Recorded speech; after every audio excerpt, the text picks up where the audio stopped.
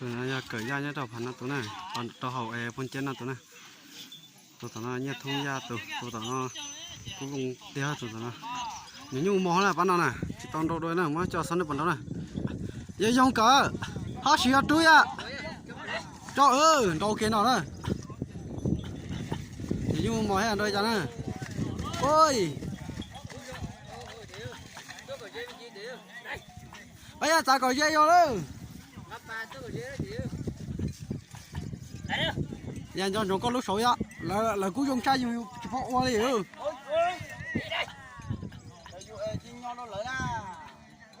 là cú dùng đồ rồi đó mà giờ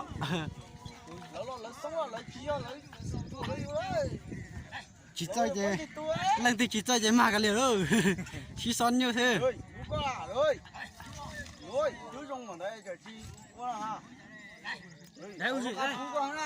đây coi dùng gì dùng à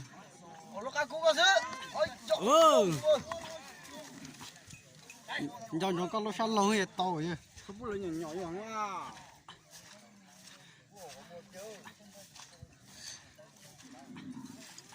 cú chờ à chỉ chơi là khỏi dùng xả này bây giờ lông đuôi à ê chả có tia lông đuôi đâu tôi nói chỉ phì một nọ này phải chỉ phì nào tôi nhớ tao bắt từ nữa ngô lại không đòi ngô ác cu hơn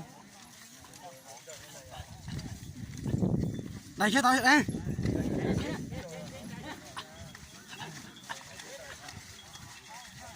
chết tao đây sải răng hả nè từ cuối vòng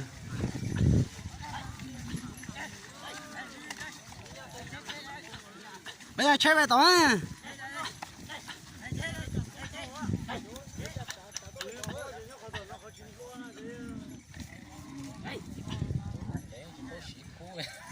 nên tao nói xí mà dạ không tôi nó mà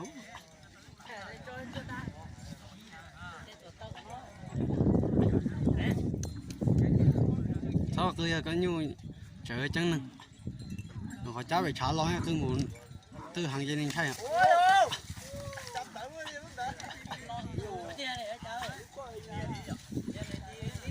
cú tí nó chơi nhỏ mà giờ chỉ bố đi đây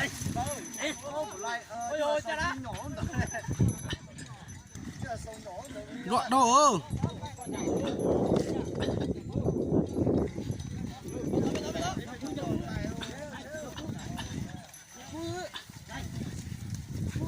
tôi tóm bó tiểu này có ôi chả hết à thầu này giờ kia trả là toán này tôi chụp bó kia thế nào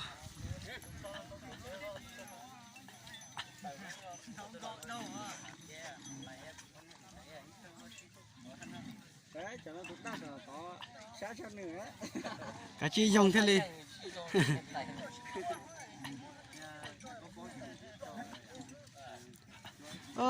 tụi ta là chủ mà bây giờ chỉ lái liều cứ không để số ra tới chủ mà chỉ lái liều tụi ta nào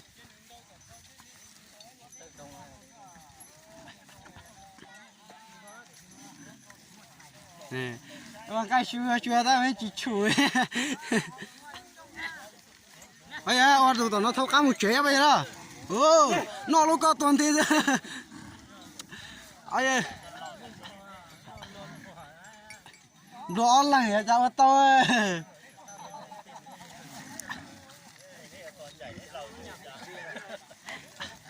ôi nó giờ tên chạy giờ tên mù hết rồi trời ơi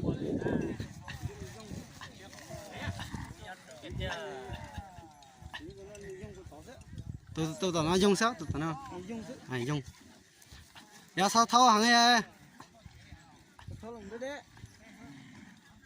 bây cho thâu tí chẳng một đời tên đó chứ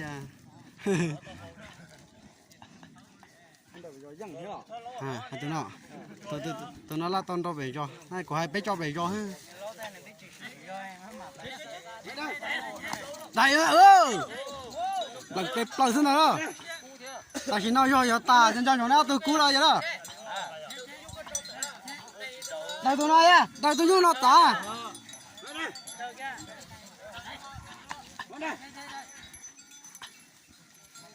Tại nó do tao dù giờ xì cú giờ xì vậy đó. Bây giờ thấy tao nấy rồi á. Mua tụi đó nó tả tôi hết tao, tụi đó chỉ thâu nè. Mua tụi đó tả tôi tao nó.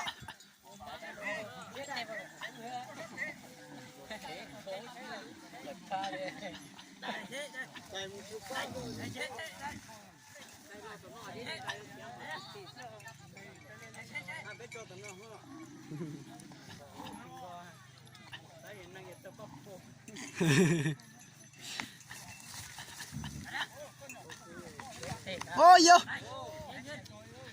ôi anh đuổi lại cú thế lo, na tụi cú nè, mà tụi đó tả tôi hết tỏi à, mà tụi đó tả tôi hết tỏi nó thế. Tụi nó chỉ có chế đấy, còn tôi sát tỏi nó ha. Chế tụi đó còn lẻ à, chế tụi đó còn tôi hết tỏi.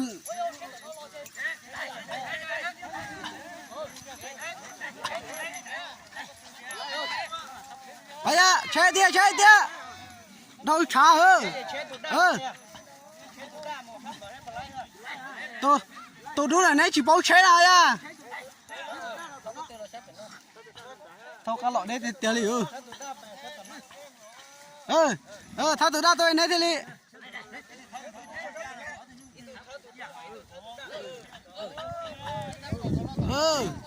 Trâu kia bên gì người ta?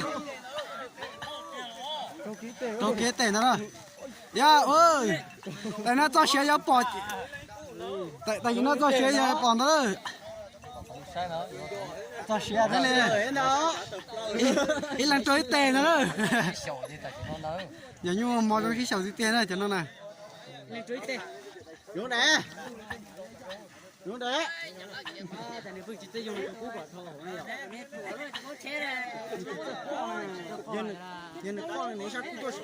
Đây đó, tôi tao nó đây. Đây. Là tôi tỏ à.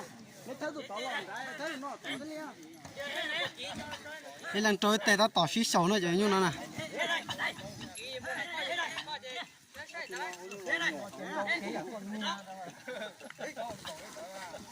Bằng bếp plong hiện ta. Rồi cái bỏ xuống đó cho như nó nè, như mò ra tay mà rồi cái bỏ xuống. Chết đây chết thôi. Đây chết thôi. Chết tôi nó đi. Cái tụi tôi tầm này tụi tôi dám bay đi rồi. Tụi tôi tầm này dám mua đu đi rồi bay à. Do ta. Đây, hết thôi.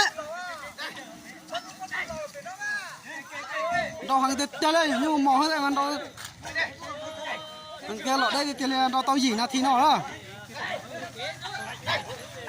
Tại nó giờ bỏ hết cái này nó nữa bây giờ đó. Mẹ khỏi nó tên tôi cái bài chứ. Chị mẹ theo cái tối nhỏ sao? Cái tối nhỏ thôi. Tự nhiên nó cho xin ra tiền này à thế này. Phải luôn. Lên tới tôi tao kế cho thâu thế. Bằng bẹp bờ thế này tụi nó nè. Tụi nó chỉ tao nè.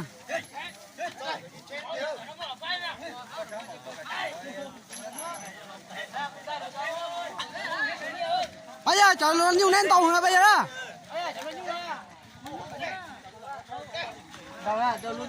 Đâu chờ luôn là nét tàu ha. Ôi ô. Bỏ tàu ăn cho đi ô bây giờ. Mới chẳng nhung là đâu thì chó à. Lọ đây tiền liền bỏ tàu ăn cho rồi. Ôi ya, ôi bằng bếp plug tao biết tao ăn cho chụp bỏ đi. Bằng bếp plug tao ăn cho chụp bỏ đi. Hết thôi đấy. Ôi ya bằng bếp plug xí rồi. Tao mà nhá tao ăn cho chụp bỏ đi. Hết thôi.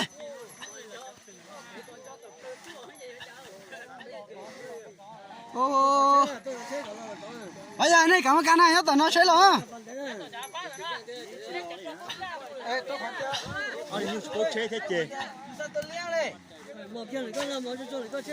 hết rồi đấy ôi trời nó cho họ phát không đâu chỉ tạt tao hả nó tụi nó hả ơi